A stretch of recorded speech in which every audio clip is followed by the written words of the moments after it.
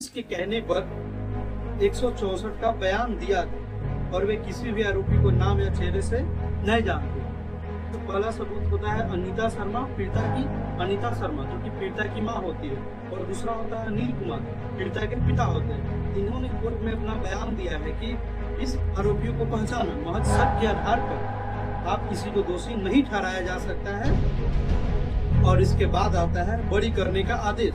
Court ने कहा कि सरकारी पक्ष आरोपियों के खिलाफ दोष साबित करने में पूरी तरह नाकाम रहा, इसलिए बेनिफिट ऑफ डाउट यानी कि संदेह का लाभ देते हुए कोर्ट ने सभी 6 आरोपियों को, उनके पास से कॉल आता है और उस कॉल से 23 लाख रुपए की फिरौती मांगी जाती है। अभी क्या है उस एफआईआर में क्या रजिस्टर्ड था हम आपको बताते हैं, या फिर तो आपके पति के साथ कुछ गलत हो सकता है। इस तरह की बातें तारीख जो है वो होती है 16/12/2023, यानी कि सर के बारे में रोशन सर का जो बोलना था वो बोल चुके थे, विपिन सर का जो बोलना था वो बोल चुके थे, राकेश यादव सर को जो बोलना था वो भी बोल चुके थे, अभिनय शर्मा सर को जो बोलना था वो भी बोल चुके थे, और एसके झा सर को भी जो बोलना था वो भी बोल चुके थे। इसके बाद कल एक पॉडकास्ट रिलीज किया जाता है शुभांकर मिश्रा और खान सर के बीच में। उस पॉडकास्ट के रिलीज होने से पहले एक 9 मिनट का टीजर रिलीज किया जाता है और उस टीजर में खान सर ये बोलते नजर आते हैं कि फैजल खान मुझे वो लोग बुलाते हैं जो मेरे ससुराल पक्ष के हैं। इस ससुराल वाले हमको फैजल खान कहते हैं, जो हमें ससुराल पक्ष का समझता है, जो जीजा मानता है, वो फैजल खान कहते हैं। ये फेसबुक पे एक तरफा, मतलब ये फेसबुक पे दोनों तरफ से बातें चल रही है, तो हम इस पे बात नहीं करेंगे। हम बात करेंगे इस पॉडकास्ट में जब रिलीज हुआ तो खान सर कहते नजर आते हैं कि प्रिंस कुमार के ऊपर एक एफआईआर दर्ज होती है 2023 में अपहरण का, और इस घटना होती है एक महिला के साथ। ये हम सब एफआईआर कॉपी लिए हैं और सब लगा देते हैं, आप देख लीजिएगा, ये डॉक्यूमेंटेड पेपर है इस चीज़ का। यहाँ पर सोनपुर की एक महिला है, पटना से थोड़ा दूर एक जगह है सोनपुर में, उनकी पति को अगवा किया जाता है और 23 लाख रुपए की फिरौती मांगी जाती है। वो महिला प्रतिक्रिया के बाद रोशन सर का जो बयान आता है, रोशन सर कहता है कि खान सर ने जिस केस के बारे में बात किया है वो केस जो है, उस केस में तो प्रिंस जो है बाइज्जत बरी हो चुका है। उसमें कुछ नहीं है कि जिस केस की उन्होंने बात की है उस केस में मेरा भाई बाइज्जत बरी हुआ है, बाइज्जत बरी हुआ है, कोर्ट ने निर्दोष माना है। केस में 6 लोगों का नाम होता है, एक प्रिंस कुमार और एक रोशन कुमार और 4 अन्य लोगों का भी नाम होता है। तो उस केस की कॉपी क्या थी, उस एफआईआर में क्या रजिस्टर्ड था हम आपको बताते हैं, या फिर उस रजिस्टर एफआईआर कॉपी में क्या रजिस्टर्ड थी। और उस एफआईआर की कॉपी में लिखा हुआ है कि सेवा में श्रीमान थाना अध्यक्ष महोदय सोनपुर सार, विषय पति के अपहरण के संबंध में। इसी चीज का जिक्र खान सर किए थे कि अपहरण के मामले में उनको पुलिस खोज रही थी। इसमें लिखा हुआ है कि महाशय मैं खुशबू कुमारी पति ऋतुराज हंस, पता सबलपुर की निवासी हूँ। मेरे पति बीते दिनांक 27 अगस्त को किसी कारण से पटना गए थे। पूछने पर उन्होंने बताया कि किसी से मिलने जा रहा हूँ और पटना आते जाते रहते थे।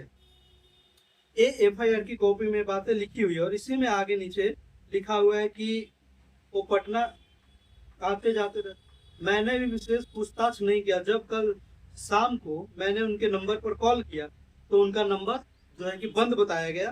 तो अगली सुबह जो 28 तारीख की होती है उनके पास से कॉल आता है और उस कॉल से 23 लाख रुपए की फिरौती मांगी जाती है और उनको धमकी दी जाती है कि आपको 23 लाख रुपए देना है, नहीं तो आपके पति के साथ कुछ गलत हो सकता है। इस तरह की बातें फोन पर की जाती है।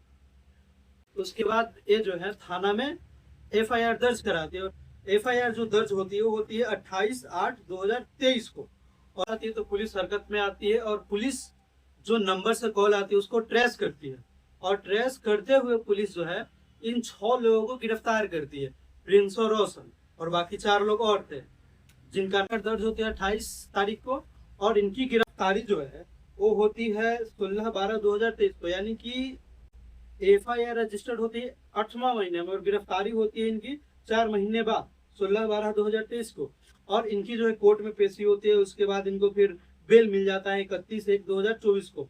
सभी जो जितने 6 लोग थे सभी 6 लोगों को बेल मिल जाती है 31/1/2024 को, जिनका नाम हम बता देते हैं आपको। एक रोशन कुमार है और एक सुनील कुमार, एक अंकित कुमार, एक मुकेश, निक्की कुमार उर्फ विक्की कुमार, और लास्ट में नाम होता है प्रिंस कुमार का।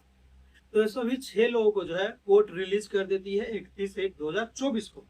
इसके बाद भी जो है मुकदमा कोर्ट में चलते रहता है और फिर कोर्ट की तरफ से एक फैसला आता है 25 फरवरी 2026 को, जिसमें केस स्टेटस में लिखा हुआ होता है कि केस डिस्पोज्ड और नेचर ऑफ डिस्पोजल, मतलब कि यहाँ पे जो है प्रिंस कुमार और रोशन कुमार और बाकी 4 अन्य लोगों को जो है कोर्ट निर्दोष मानते हुए सबूत के अभाव में बाइज्जत बरी करती है, जो कि रोशन सर का भी कहना था और ये बात बिल्कुल सही साबित होती है। ये स्क्रीनशॉट हम आपको लगा देंगे, आप देख सकते हैं कि खान सर जो है यहाँ पे इस FIR के बारे में झूठ बोल रहे हैं, हम अपने मन से नहीं बोल रहे। एक कोर्ट का जजमेंट कॉपी है, हम आपको PDF दे देंगे अगर आपको चाहिए तो। वीडियो से पहले सबसे पहले हम आपको कुछ सबूत दिखाना चाहेंगे, मतलब बताना चाहेंगे जो कोर्ट में पेश किए गए थे पुलिस के द्वारा।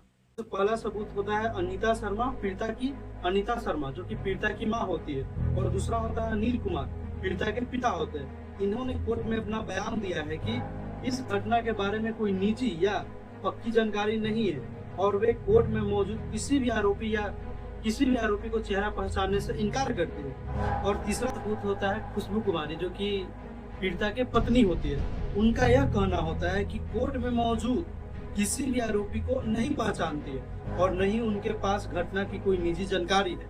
उन्होंने यह भी माना कि उन्होंने किसी को कोई फिरौती की रकम नहीं दी है। और चौथा होते हैं ऋतु हंस, पीड़िता अफेस के मुख्य गवाह थे।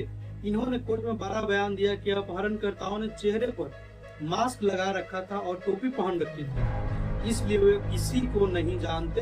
कोर्ट में साफ साफ कहा कि अदालत में मौजूद आरोपी वो लोग नहीं है जिन्होंने अपराध किया था।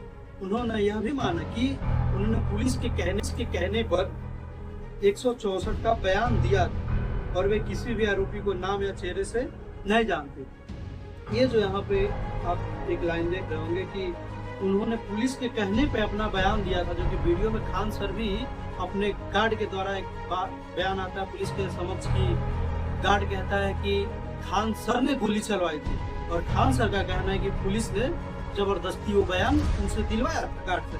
वही बात यहाँ पे व्यक्ति कहते हैं कि पुलिस के कहने पर 164 का बयान पुलिस के कहने पर बयान दिया था और वे किसी भी आरोपी को नाम या चेहरे से नहीं जानते। और पांचवा गवाह होते हैं राजनंदन, पुलिस अधिकारी जो कि होते हैं।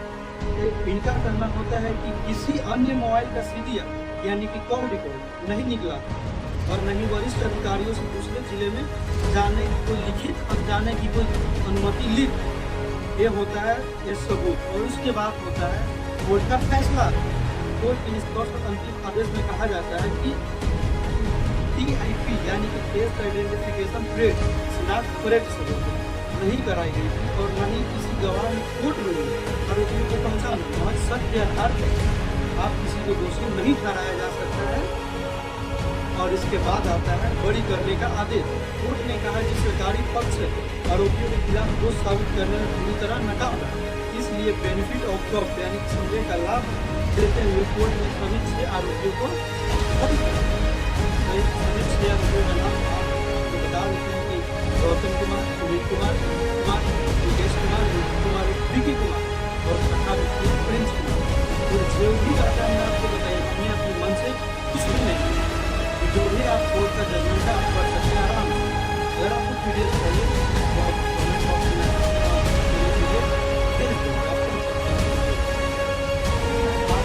केस नंबर 805 जो दर्ज किया गया था 2023 में, हम इस केस